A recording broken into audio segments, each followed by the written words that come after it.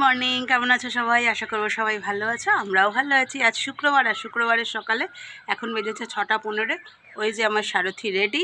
যে যেখান থেকে আমাকে দেখছো সবাইকে অনেক অনেক ভালোবাসা আর শুভকামনা জানিয়ে দিনটা শুরু করছি।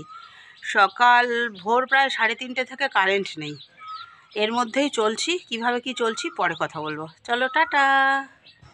দুজনেরই জলখাবার রেডি, সেই চিরাচরিত হেলদি জলখাবার। একজনের দই ওটস আর একজনের দই চিয়া সিডস। চিয়া সিডসটা শেষ হয়ে গেল, বারন্ত হয়ে গেল আর কি। এবার আবার চিয়া সিডস একটা অর্ডার করতে হবে। ওটস এখন আছে, ওটসে চলছে। চলো খাওয়া দাওয়াটা করে নিই। রাত্রি 3:30টার সময় লোডশেডিং হয়েছে, সেই থেকে লোডশেডিং চলছে, এখনও আসেনি কারেন্ট। ইনভার্টারে জলে একটা ইনভার্টারও এরপর বন্ধ হয়ে যাবে, যা অবস্থা। একটা আলো জ্বালিয়েছি, জ্বালিয়ে মৌয়ের ওখান থেকে এসে আমি এইদিকে কাজ শুরু করে দিয়েছি। ওদিকে ও জলখাবার খাচ্ছে, আমারটা রেডি আছে, খাচ্ছি। এদিকে কি করছি সেটা তোমাদের দেখাচ্ছি। গোটা দুর্গাপুরের টাউনশিপেই বোধহয় কারেন্ট নেই। আমরা যতদূর পল্লব গেছিলো তাতে এসে বললো নেই। তার মানে বড় রকমের কিছু একটা ফল্ট হয়েছে। তবে একটা বাঁচোয়া কী বলো তো, বাইরে হালকা হাওয়া আছে, আর আজকে যেহেতু রোদ উঠেছে ভ্যাপসা গরমটা নেই। চলো কি করছি সেটা দেখিয়ে নিই। 9টা অলরেডি বেজে গেছে, আমাকে এরপর রেডি হয়ে যেতে হবে। একটু মাছের ডিম ছিল, এখানে হচ্ছে মাছের ডিমের বড়া, এখানে হচ্ছে আম দিয়ে টকের ডাল। আজকের মেনু হচ্ছে টকের ডাল, মাছের ডিমের বড়া, আর হচ্ছে তোমার ওই যে কালকে ভেন্ডির তরকারিটা করে রেখেছি ওইটা। টিফিন আমি এটা দিয়ে নেব, পল্লব খাবেও এটা দিয়ে। আজকে যাওয়ার সময় না খুব দেরি হয়ে গেছিলো জানো তো। ওই যে কাল রাত থেকে লোডশেডিং ছিল, আর দেখবে লোডশেডিংয়ের মধ্যে কাজ করতে অসুবিধা হয়, তাই খুব দেরি হয়ে গেছিলো। অবশ্য কারেন্ট 9টা নাগাদ চলে এসেছিলো। এখন তাই জন্য আর তোমাদের সামনে আসতে পারিনি। এখন জাস্ট ফিরলাম, জাস্ট ঢুকেছি, এখনও ড্রেস চেঞ্জ করিনি। এবার ড্রেসটা চেঞ্জ করব, করে হাত পা মুখ ধুয়ে সন্ধে দেবো। পল্লবকে একটু চা করে দেবো। পল্লবও আছে ওখানে, ওই যে জল মেশাচ্ছে আমার জন্য, ঠান্ডা জল। তারপরে যাব নাইটির ওখানে, অনেক নাইটির অর্ডার আছে, সেগুলোকে তুলে আনতে হবে, এসে রান্না।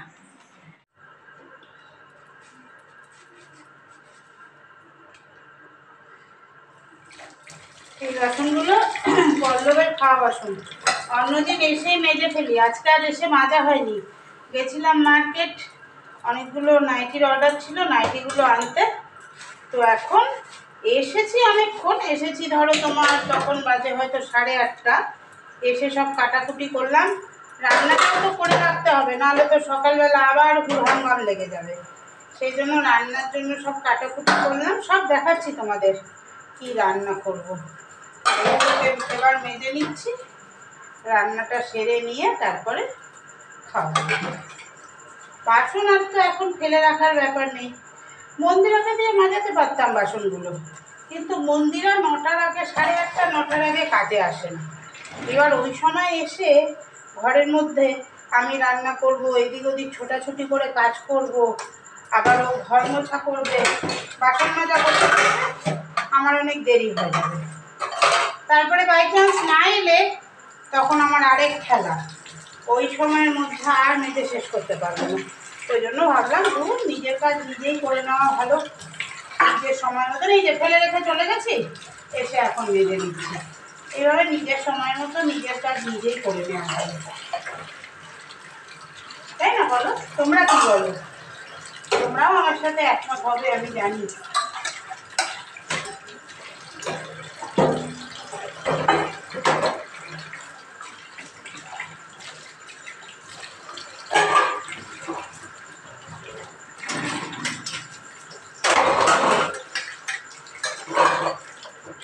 হলো, এবার ধোয়াধুয়ি। এই যে পটল আলুর তরকারি করব, পটল আলু কেটে নিয়েছি, একটু বেশি করেই করে নিচ্ছি। কাল দুবেলা হয়ে যদি একটু থেকে যায় থেকে যাবে।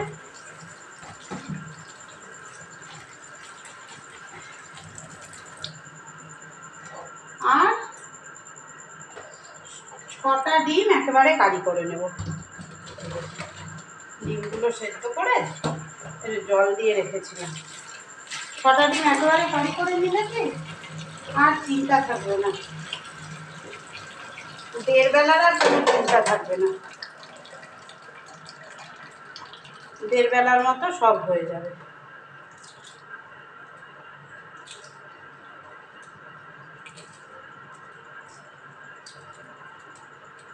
কিন্তু খুব ভালোবেসেই কাজগুলো করি, জানো তো।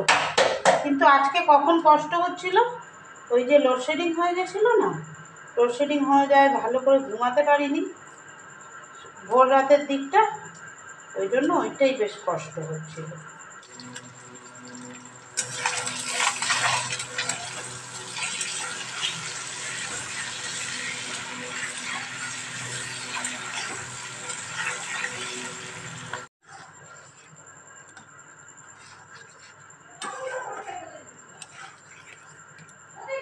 এই তো ব্যাস, ডিমের কারি রেডি হয়ে গেছে। এবার একটু এটা ঘি দিয়ে নামিয়ে নেব।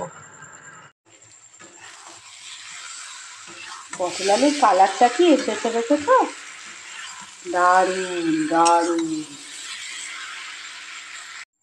জল দিয়ে দিয়েছি।